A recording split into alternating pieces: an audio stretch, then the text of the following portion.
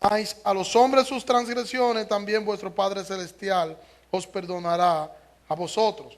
Pero si no perdonáis a los hombres, tampoco vuestro Padre perdonará vuestras transgresiones. Señor, gracias. Gracias por tu palabra, Dios. Te pido, Dios, que nos ayude, Señor, a nosotros a entender que estamos ante tu inerrante y toda suficiente palabra, Dios. Ayúdanos, Señor, a honrarte, Señor, ayúdanos y permite que tu Espíritu Santo aplique tu palabra a nuestros corazones, Señor. Que el poder transformador de tu palabra, Señor, nos cautive y nos haga actuar, Señor, en torno a una decisión. Que tu nombre sea glorificado, Señor, a través de tu palabra en esta mañana, Señor. En el nombre de Jesús. Amén. Cuenta, hermanos, la historia de que Winston Churchill se vio turbado en extremo porque Hitler iba a invadir a Inglaterra. Y él dijo que lo único que ellos podían hacer era orar. Lo único que les quedaba hacer era orar. Y se armó cadena de oración en toda la nación.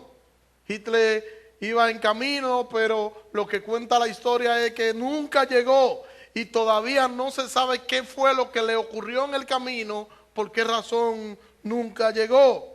Solo se dice que una neblina muy densa le cubrió y que él tuvo que regresar y nunca más ni volvió ni intentó volver. Y luego de eso, la reina de Inglaterra dijo un pensamiento que sigue todavía y se mantiene hasta el día de hoy. El pensamiento es: temo más a un ejército de personas orando que a un ejército militar. Tremendo, ¿verdad? Gloria a Dios. Gloria a Dios por ello. Por eso hay personas que dicen que la oración es poderosa. Hay personas que ponen su confianza en la oración. Porque hay incluso quienes creen que la oración es un fin en sí misma, pero no es así. El orar por orar no significa nada. La oración es efectiva cuando nosotros centramos la oración en Dios, en su gloria y en su voluntad. Es ahí cuando la oración es efectiva. Entonces, el centro de toda oración debe ser la gloria de Dios. Y eso debemos tenerlo en mente a la hora de orar. Que Dios debe ser la razón de la oración. No la oración, la razón de la oración, sino Dios la razón de la oración. Mire cómo lo dijo Martin Lloyd-Jones. El ser humano está en su mayor y más alto nivel cuando sobre sus rodillas se pone cara a cara con Dios. Es el más alto nivel del ser humano cuando puede inclinar sus rodillas a Dios. Pero algunas veces parece como que los creyentes no nos deleitamos en la oración y como que a veces nosotros vamos a la oración cuando nosotros estamos necesitados de un favor momentáneo del Señor. ¿Tenemos problemas? Hay que orar. ¿Hay crisis? Hay que orar. Y hay que orar de verdad. Pero que la oración algunas veces como que no resulta tan deleitosa si no hay dificultades. La gente como que tiene más ahínco para orar cuando tiene algunas dificultades, porque al parecer las dificultades y las situaciones difíciles le dan razón de ser a los creyentes para la oración. Santiago dice en Santiago capítulo 5 versículo 16 que la oración eficaz del justo puede mucho. Y eso nos lleva a nosotros a pensar, el hecho de que yo ore, entonces las cosas van a suceder. El hecho de que yo pueda pronunciar una oración, automáticamente lo que yo pido va a suceder. La oración es poderosa. E incluso se han escrito un sinnúmero de canciones alrededor de lo que es la oración. Hay una muy famosa que dice que la oración es la espada que corta y destruye todas las acechanzas del maligno tentador. Y eso como que nos deja ver como que la oración es un fin en sí misma, cuando ya he dicho que no es así, sino que la oración, el fin de la oración debe ser Dios, su gloria y su voluntad. Ese debe ser el fin de la oración. Pero nos dice el pastor MacArthur en torno a esto, cito: el propósito supremo de Dios para la adoración, el propósito más alto de todos los demás propósitos, es glorificarle a Él. Aunque nada beneficia más a un creyente que la oración, el propósito de esta debe ser ante todo el bien de Dios, no del que ora. La oración es sobre todo una oportunidad para que Dios manifieste su bondad y su gloria. Un antiguo santo expresó: la verdadera oración trae a la mente la contemplación inmediata del carácter de Dios y la mantiene allí hasta que el alma del creyente se impresione de manera adecuada. Fin de la cita. La oración siempre será para Dios, por Dios. Y el Señor siempre debe ser la razón de ser del por qué nosotros oramos. Debido a que la oración es tan importante y que incluso nosotros como creyentes a menudo no sabemos o no tenemos la sabiduría suficiente a la hora de orar. Por eso entonces el Señor nos dio al Espíritu Santo, para que el Espíritu Santo nos ayude a nosotros en el orar. Y por eso vemos algunos textos bíblicos que nos explican eso. Mire lo que dice Romanos capítulo 8 versículo 26. Asimismo también el Espíritu nos ayuda en nuestras debilidades, porque cómo deberíamos orar no lo sabemos, pero el Espíritu mismo intercede con gemidos indecibles.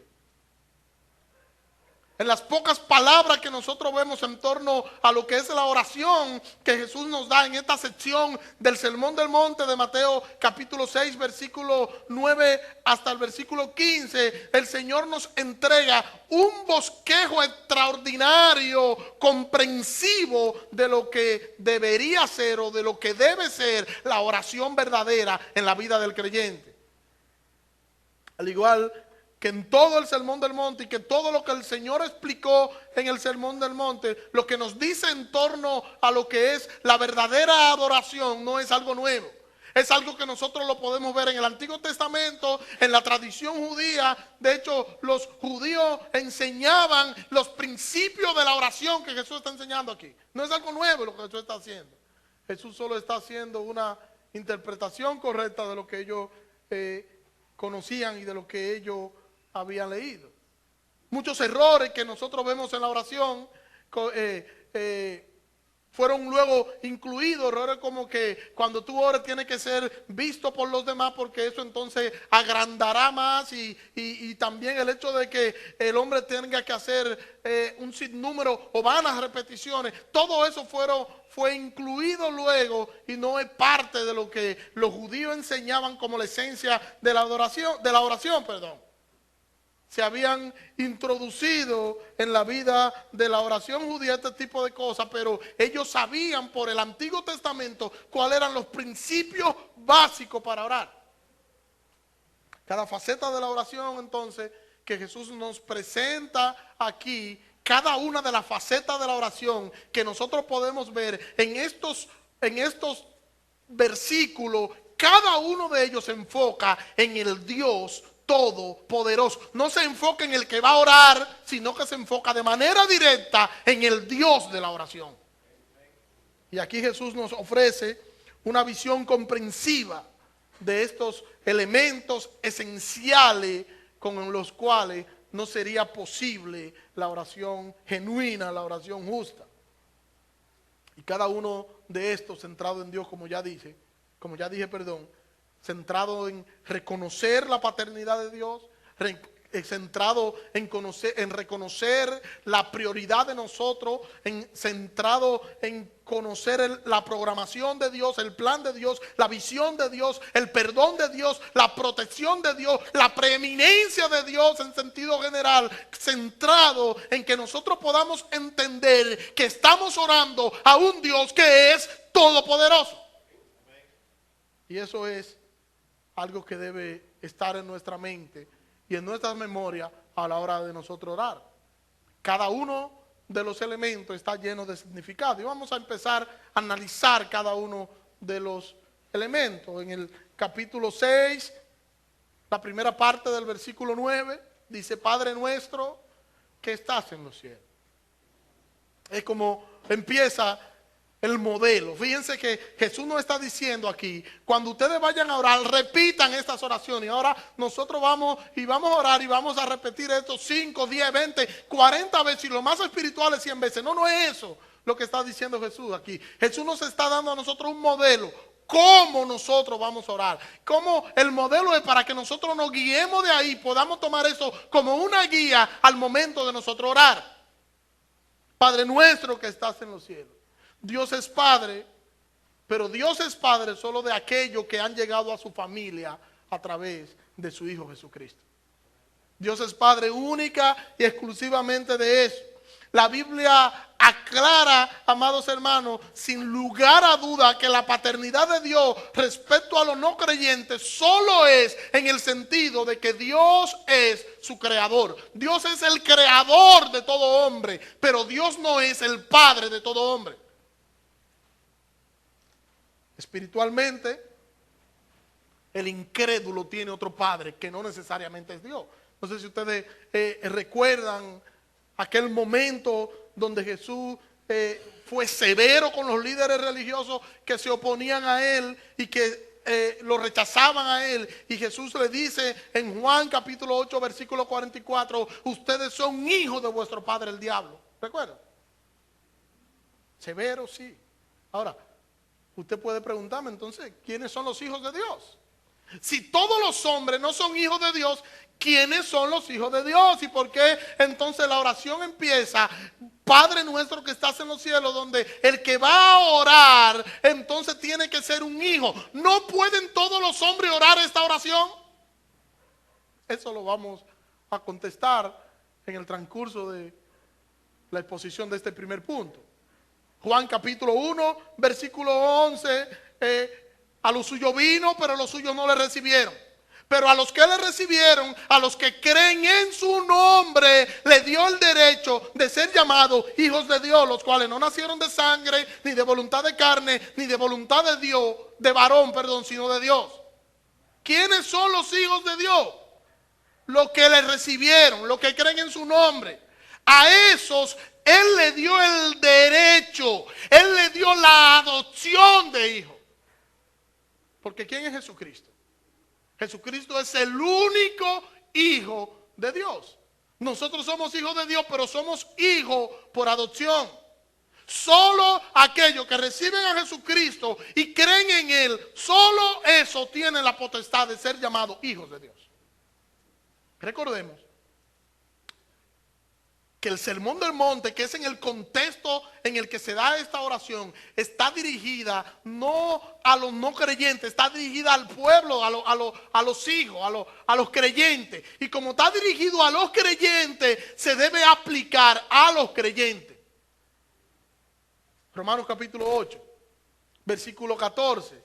Porque todos los que son guiados por el Espíritu de Dios, estos son hijos de Dios. ¿Tú eres guiado por el Espíritu de Dios? Tú eres hijo de Dios. Gálatas capítulo 3, versículos 26 y 27. Así que todos sois hijos de Dios por medio de la fe en Jesucristo. Porque todos los que fuisteis bautizados en Cristo, os habéis sido revestidos de Cristo. Todos sois hijos de Dios, pero ¿cómo? Por medio de la fe en Jesucristo. Si no es así, no son hijos, son criaturas. Los judíos fieles habían oído de que Dios era su Padre de diferentes maneras en el Antiguo Testamento. De hecho, El pueblo de Israel veía a Dios, a Jehová, como el Padre de Israel. Ellos eran la nación escogida para que fuese su pueblo especial y ellos veían a Dios como su Padre. Y en ese contexto Isaías escribe en el libro de Isaías capítulo 63 versículo 16: tú eres nuestro Padre, oh Jehová, eres nuestro Padre. O sea, no es un concepto nuevo, que es lo que estoy diciendo. Jesús luego se refiere, nuestro Señor Jesucristo se refiere y hace una afirmación de lo que las Escrituras enseñaban y de lo que los judíos fieles entendían, esos judíos fieles y piadosos. Dice: Dios es el Padre. ¿De quién? De sus hijos. Dios es el Padre. Y Dios es el Padre en los cielos de aquellos que confían en Él. Dios es el Padre en los cielos. ¿De quién? De aquellos que confían en Él. Jesús usó este título de Padre en todas las oraciones que Jesús hizo, excepto en una, que fue cuando Él está allá en la cruz, que dice: Dios mío, ¿por qué me ha desamparado? Aquí haciendo una especie de hincapié o separación de lo que era el pecado que llevaba sobre sus hombros de la humanidad. Para nosotros poder llegar entonces ante Dios como nuestro Padre Celestial, significa esto: cuando nosotros hemos reconocido que Dios es nuestro Padre, cuando ya Dios, nosotros estamos conscientes de que nuestro Padre Celestial es Dios, esto significa que no habrá lugar para el temor en nosotros. Cuando nosotros conocemos la paternidad de Dios, esto de manera automática resuelve la incertidumbre y nos brinda esperanza. Nos brinda la esperanza eterna de aquel que todo lo puede, que todo lo entiende, que todo lo comprende y que todo lo fue creado por Él. Si un padre terrenal no escatima esfuerzo para ayudar y proteger a sus hijos, ¿cuánto más vuestro Padre Celestial nos va a proteger y nos va a ayudar? Porque nosotros somos sus hijos. Y ese es lo que nos dice Mateo capítulo 7, versículo 11. Cuando el creyente se dirige al Señor en oración, el creyente está hablando con su Padre. Está hablando con aquel en quien confía. Está hablando con aquel a quien le entregó su vida. Entonces, conocer a Dios como nuestro Padre, esto va a resolver también el asunto de la soledad. Aunque nosotros seamos rechazados, aunque seamos abandonados por nuestras familias, por nuestros amigos, por nuestros hermanos, sean creyentes o no, a pesar de todo eso, nosotros podemos estar confiados porque el Señor no nos abandonará ni nos dejará, no nos va a olvidar y podemos estar seguros en los brazos del Señor. Juan capítulo 14, versículo 21, el que tiene mis mandamientos y los guarda, este es el que me ama. Y el que me ama será amado por mi Padre. Y yo le amaré y me manifestaré a él. Conocer la paternidad de Dios también resuelve el problema del egoísmo. Jesús nos enseña a orar y dice: Padre nuestro. O sea, yo debo empezar reconociendo que es el Padre de quién, nuestro. No usa un singular. Jesús nos dice: cuando tú vayas a orar, tú vas a decir Padre mío. No. ¿Cómo es? Padre nuestro. Usando aquí un plural. ¿Por qué? Porque nosotros somos sus hijos. Y somos sus hijos con el resto de la familia de Dios. No existe aquí un pronombre personal en singular en toda la oración que Jesús nos enseña aquí. Nosotros le pedimos a Dios lo mejor, pero le pedimos a Dios lo mejor que es para toda la familia de la fe, no solo para nosotros. Nosotros cuando vamos a orar no solo decimos: Señor, mírame porque tú eres mío, mi Dios de mi propiedad. No, Él es nuestro Padre, Él es el Padre de cada hermano de la Iglesia Bautista el Mesías y de cada hermano de la Iglesia Universal. Él es el Padre de todos los creyentes. Eso significa que Dios no es exclusivo mío. No es mío exclusivo. Él es nuestro Padre. Conocer a Dios también como nuestro Padre resuelve el problema de los recursos. Porque nosotros sabemos que vamos a orar o que estamos orando a nuestro Padre que está ¿dónde? En los cielos. Y el hecho de que está en los cielos implica que Él tiene todos los recursos suficientes y necesarios para hacer lo que Él quiere. Todos los recursos del cielo están a nuestra disposición cuando nosotros confiamos en Dios como nuestro Padre Celestial. Todos los recursos de Dios están a nuestra disposición. ¿Qué tú puedes necesitar que Dios no tenga? ¿Qué? Si Él lo tiene todo, si todo fue creado de manera absoluta por nuestro Dios. Efesios capítulo 1, versículo 3 dice que Dios nos bendijo con toda bendición espiritual. ¿Dónde? En los lugares celestiales. La paternidad de Dios debe resolver también la cuestión de la obediencia. Él es mi Padre. ¿Y cómo yo sé que Él es mi Padre? Porque yo le obedezco. Jesucristo vino como hijo de Dios y como hijo de Dios bajó, descendió del cielo y se sometió de manera voluntaria al Padre. Y con ese sometimiento al Padre y con obedecer al Padre, con eso estaba mostrando su amor hacia el Padre. Cuanto más nosotros como hijos adoptivos debemos obedecer y debemos tratar de hacer su voluntad, cueste lo que cueste. La obediencia a Dios es una característica suprema de la relación de Dios con sus hijos. Yo no puedo decir que yo amo al Padre, yo no puedo decir que Él es mi Padre, pero yo no le obedezco, porque una cosa va con la otra. ¿Cuál es la muestra de cómo yo sé que Él es mi Padre? ¿Cómo yo sé que yo lo amo? Porque yo le obedezco. Mateo 12:50, todo aquel que hace la voluntad de mi Padre que está en los cielos, ese es mi hermano y mi hermana y mi Padre. Padre nuestro indica entonces el afán de Dios por dar sus oídos, su poder y su bendición eterna a las peticiones de sus hijos. Pero tenemos que tener claro que si es el bien de sus hijos, no necesariamente lo que los hijos están empeñados o lo que los hijos necesariamente creen, no necesariamente. Revela el propósito y la gloria del Señor este tipo de oración. Es solo un creyente, y eso es bueno que lo podamos entender. Vuelvo y repito, en el contexto en el que se da esta oración es en el contexto del Sermón del Monte, y es un sermón para los creyentes. La aplicación de esto es solo para los creyentes, y es solo el creyente, solo el Hijo de Dios el que puede decir Padre nuestro.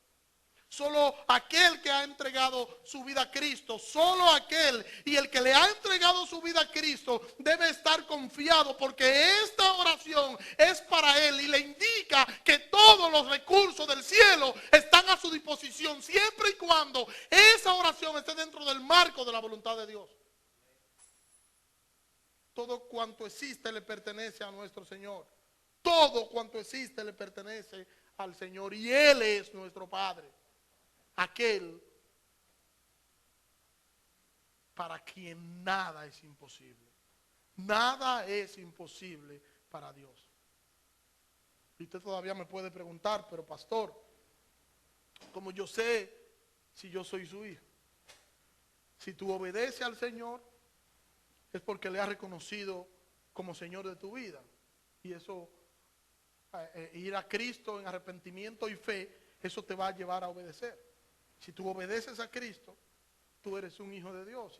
Si tú amas a Cristo, el hecho es que tú no puedes amar a Cristo si tú no obedeces su palabra. Tú tienes que obedecer su palabra para que entonces ese obedecer y esa vida, entonces tú puedas decir con ello que tú amas a Dios. Pero tú no puedes decir que tú amas a Cristo, pero que tú vives como te da la gana. Eso no funciona así.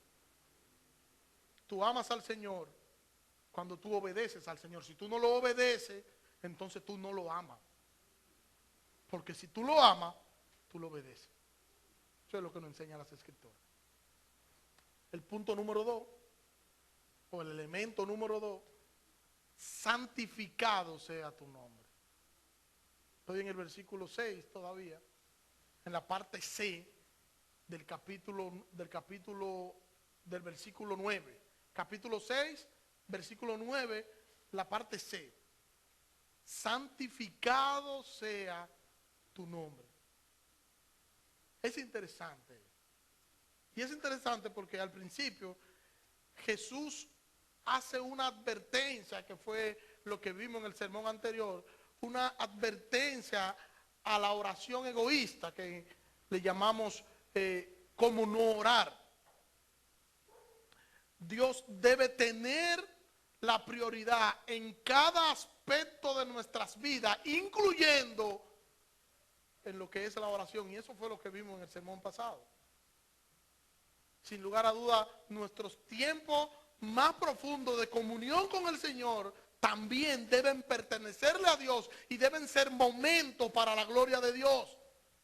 Orar no debería ser una rutina casual, que esa rutina casual nos brinde un homenaje momentáneo a la gloria de Dios. No, orar debe convertirse en un deleite donde yo voy a lo que yo hago en el día a día, yo lo voy a reflejar en ese momento con Dios. Un momento deleitoso donde yo voy a orar con el que todo lo puede, con el Dios soberano, con el Dios eterno, y a Él yo voy a echar sobre Él todas mis ansiedades. Eso debe ser la oración. Y la oración debe abrir las dimensiones de la reverencia en nosotros. La oración debe provocar en nosotros admiración, la oración debe provocar en nosotros reverencia, debe provocar en nosotros aprecio, debe provocar en nosotros honor y debe provocar en nosotros adoración. Porque cuando yo voy a orar y yo sé al Dios al que yo voy a orar, eso me va a llenar de asombro, eso me va a llenar de honor hacia Él, eso me va a llenar de adoración, de aprecio, y eso me va a llevar a entender de manera correcta lo que yo voy a hacer, porque yo sé a quién es que yo estoy orándole. El problema es cuando nosotros no sabemos a quién le oramos. El nombre de Dios podemos decir que significa muchas cosas. Infinitamente, el nombre y sus títulos o los apelativos representan todo lo que Dios es. O sea, representan su carácter, representan su plan y representan su voluntad. El nombre de Dios es un todo. Y tiene que ver con el carácter, tiene que ver con el plan y tiene que ver con la voluntad de Dios.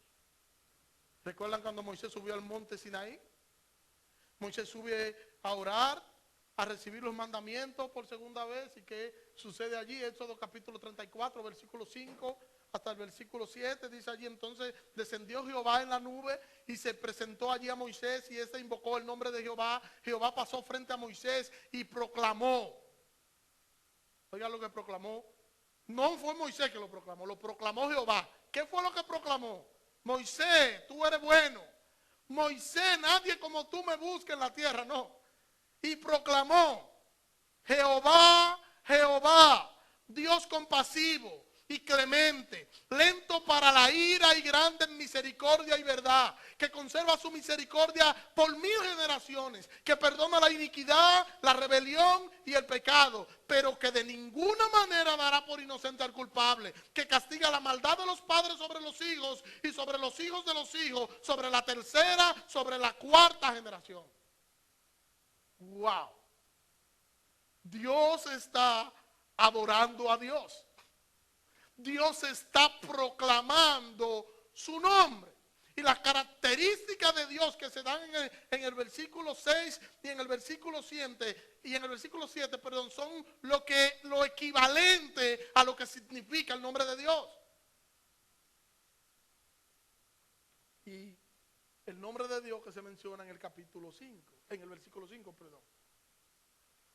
no es simplemente que porque nosotros sepamos el título de Dios o el título de los nombres de Dios, o porque nosotros podamos decir con palabras que nosotros confiamos en Él, eso no significa que de verdad nosotros sabemos quién es Dios.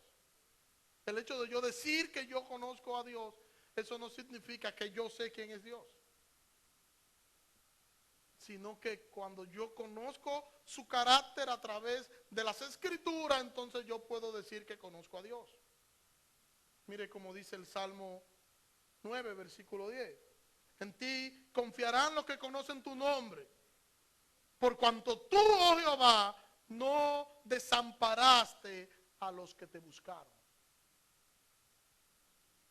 El nombre de Dios se ve en su fidelidad. Dios es fiel y eso es parte de su carácter. David dice en el Salmo 7, versículo 17, alabaré a Jehová conforme a su justicia y cantaré al nombre de Jehová el Altísimo. Su carácter, su nombre, su carácter, su personalidad. Dios es un todo.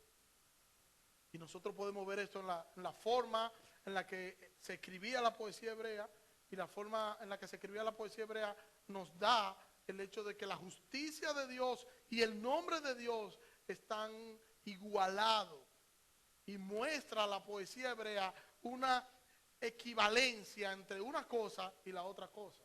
Por eso es que cuando el salmista expresa, estos confían en caballo y estos confían en carro y aquellos en caballo, mas nosotros en el nombre de Jehová nuestro Dios tendremos memoria. Cuando él está diciendo esto, él tiene mucho más en mente que el nombre de Dios cuando está diciendo esto. Él está hablando de todo lo que significa el nombre, el carácter, el poderío, la majestad de Dios. Y eso es lo que está viendo el salmista. Por eso cada uno de los nombres de Dios, cada uno de los títulos de Dios en el Antiguo Testamento muestran una faceta distinta del carácter de Dios. Pero cuando tú lo juntas todo, entonces tú ves en conjunto el carácter de Dios. Pero es imposible, no hay una palabra que tú puedas decir, Dios es así, porque Dios no es así, Dios es más que eso. Entonces hay que coger un conjunto de palabras para tratar de describir lo que Dios ha dado a conocer de sí mismo y que nosotros podamos entenderlo. Porque todavía lo que nosotros conocemos en las Escrituras es corto para lo que Dios es. Dios es más que eso. Nosotros encontramos en el Antiguo Testamento Elohim, que es Dios creador. Elión, que es poseedor de cielos y tierra. Jehová Jireh, que es el Señor proveerá. Jehová Shalom, el Señor es nuestra paz. Y otro, un sinnúmero de nombres que nosotros encontramos. Y todos esos nombres, todos hablan de una faceta distinta de Dios y al final todos apuntan a lo que es su carácter. Todos esos nombres hablan de los atributos de Dios.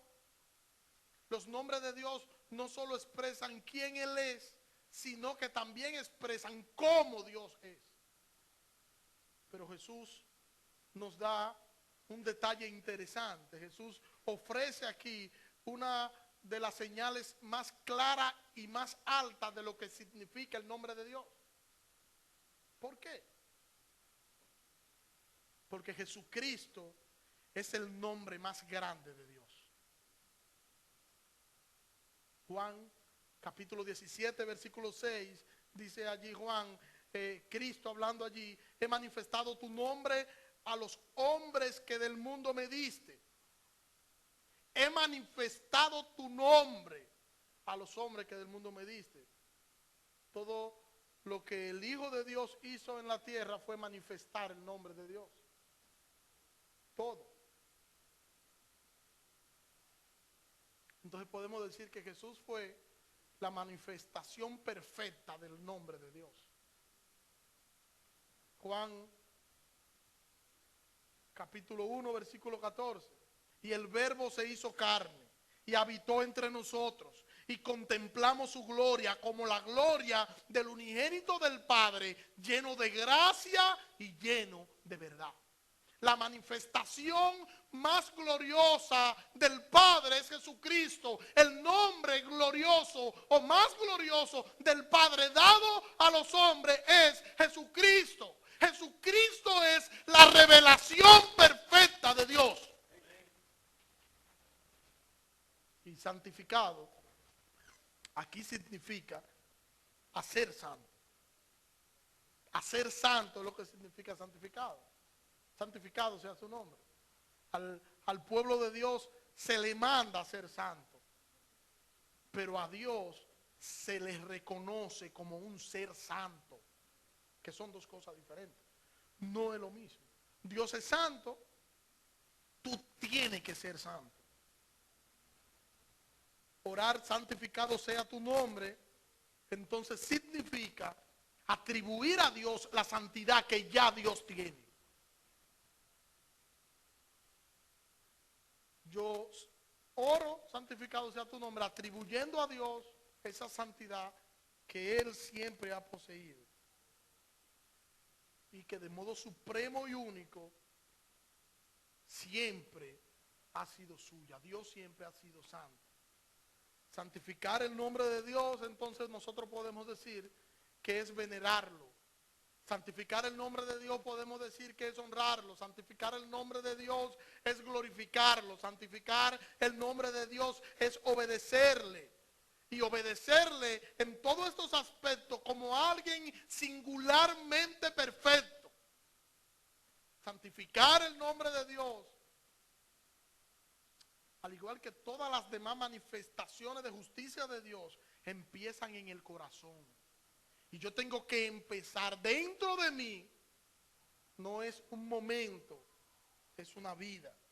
Cuando nosotros santificamos el nombre de nuestro Señor Jesucristo en nuestros corazones, también nosotros debemos santificarlo en nuestras vidas en el día a día.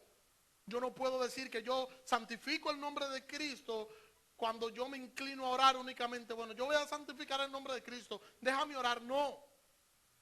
Y antes de ese momento yo vivo como un impío, pero en ese momento entonces no funciona así.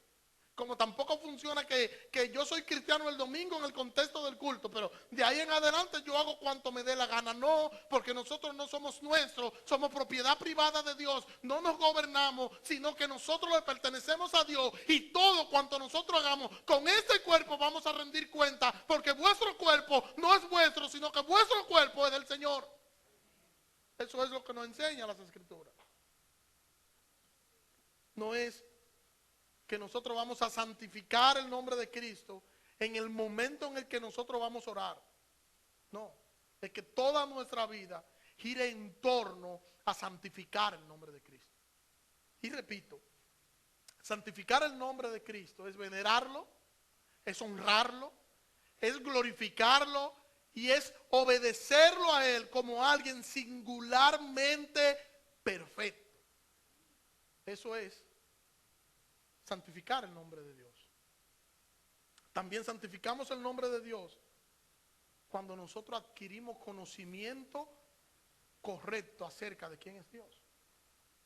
Hay muchas falsas ideas en cuanto a lo que es Dios. Y esas falsas ideas cuando están en nuestra cabeza son irreverencia.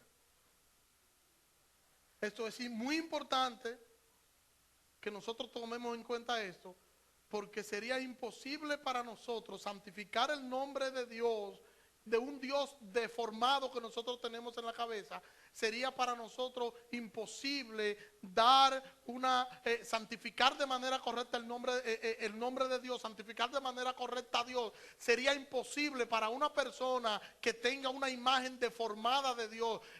Yo voy a lograr santificar el nombre de Dios cuando yo tenga una imagen correcta de quién es Dios. Y por eso que siempre repetimos y volvemos a repetir, y no sé, los que vienen a los estudios bíblicos de los miércoles saben que siempre que iniciamos una sección nueva de estudios bíblicos, siempre traemos el punto y siempre el punto de hay que conocer a Dios, porque si tú no conoces a Dios, tú vas a ser deficiente en todas las demás doctrinas. Primero debes conocerlo para que te llene de admiración tiene que conocerlo. Para que tú puedas venerarlo, tiene que conocerlo.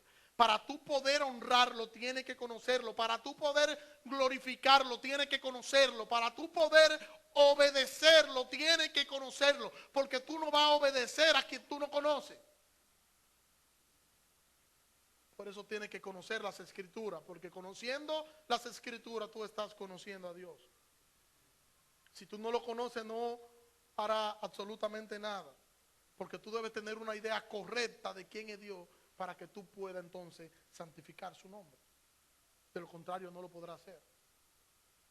No podemos venerar a un Dios cuyo carácter y voluntad nosotros no conocemos.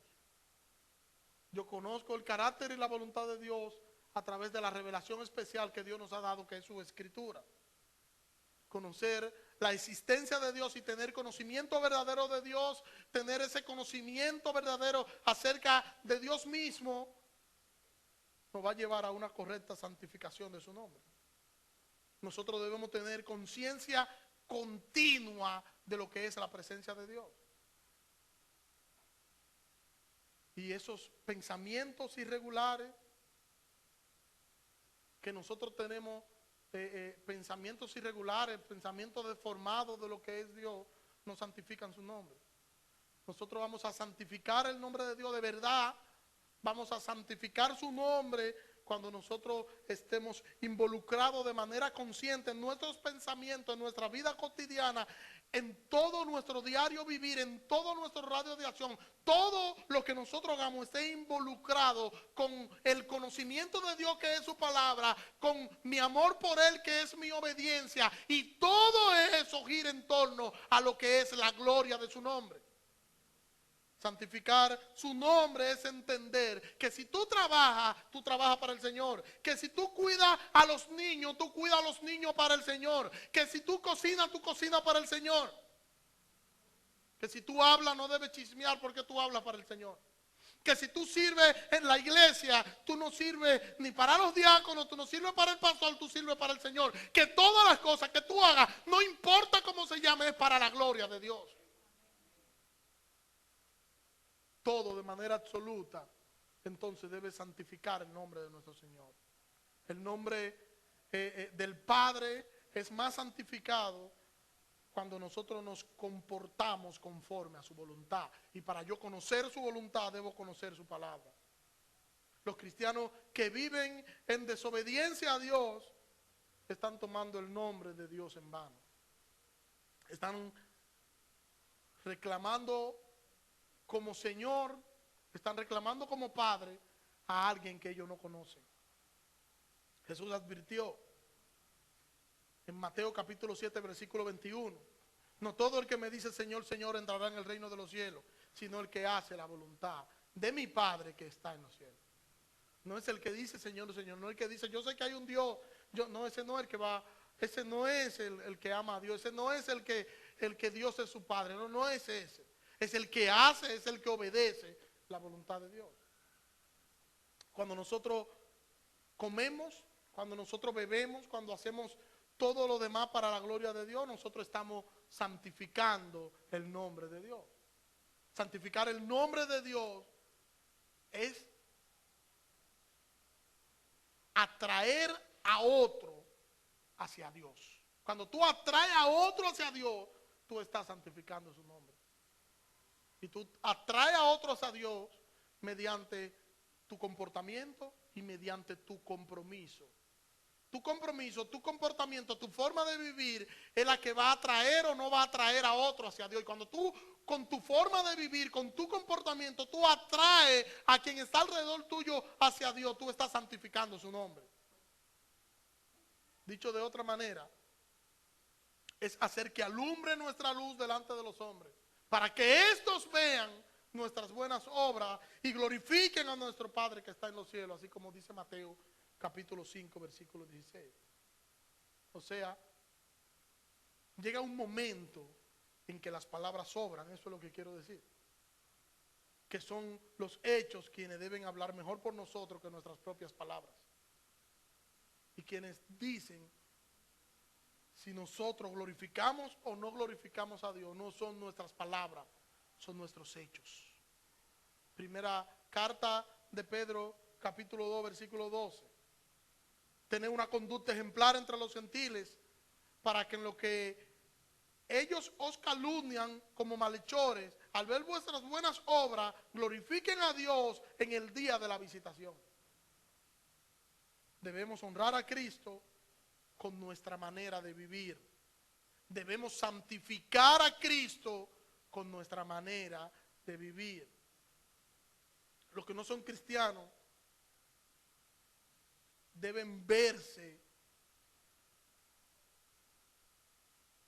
en este espejo y entender que tú vas a glorificar a Cristo primero cuando tú lo aceptes como Señor y Salvador de tu vida.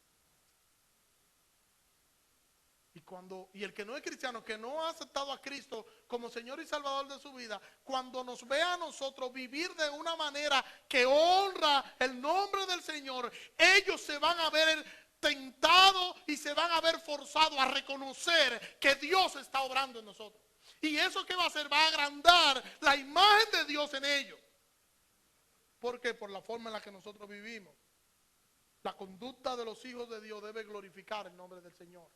Y con eso nosotros estamos santificando su nombre. Todo lo que nosotros hacemos debe entonces apuntar a la gloria de Dios. Y si no apunta a la gloria de Dios, debemos revisar qué nosotros hemos visto hasta ahora. Que el Señor nos enseñe a orar y que debemos empezar reconociendo a nuestro Padre que está en los cielos y luego entonces santificar su nombre. Empezamos la oración reconociendo a nuestro Dios como nuestro Padre, que es el modelo que nos está dando Cristo aquí. Y como nosotros sabemos ya quién es el Dios al que nosotros estamos orando, eso entonces nos debe llenar de admiración y eso debe llevarnos a nosotros a poder reverenciarlo, a poder honrarlo, a poder glorificarlo y a obedecerlo. Tengo que saber quién es Dios para yo poder orar de manera correcta. Si yo no sé quién es Dios, yo no voy a orar de manera correcta. Y no lo voy a respetar porque voy a terminar irrespetándolo porque no sé quién es Él. Como algunos por ahí. Algunos por ahí que dicen yo voy a orarle al balbú. Dios es mi pana. Dios es chévere conmigo. Son irrespetuosos. Nosotros no somos un igual. Dios no es igual a nosotros. No, Dios no es un igual, Dios es superior. Y debemos acercarnos a Dios con respeto, debemos acercarnos a Dios con reverencia. Padre nuestro que estás en los cielos, santificado sea tu nombre. Y voy a ir cerrando, citando a Lucas. Permítame leer Lucas capítulo 11, versículo 5. Les dijo también, supongamos que uno de vosotros tiene un amigo y va a él a la medianoche y le dice, amigo, préstame 3 panes, porque ha llegado a mí un amigo de viaje y no tengo nada que ponerle delante. ¿Le responderás aquel desde adentro?